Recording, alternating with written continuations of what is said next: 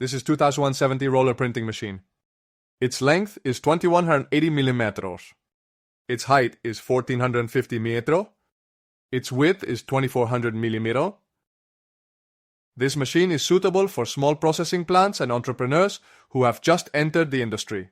It solves the problem of inconvenience in customizing products and large-scale factory cutting and high cost of small batch production.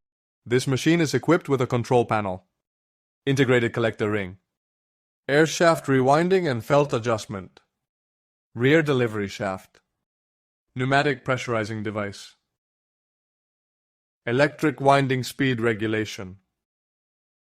All-steel cloth laying shaft can bear 500 caddies of cloth. We are the original manufacturer of roller printing machines. We have been focusing on the production of roller printing equipment for 18 years. We are a well-known roller printing equipment manufacturer at home and abroad, and have exported to 83 countries around the world. Next, I will show you the operation steps and printing effects. First, we place the paper and fabric that need to be thermally transferred on the machine. Then, heat up the machine. Turn on the pneumatic booster before printing. Then adjust the tightness of the conveyor belt.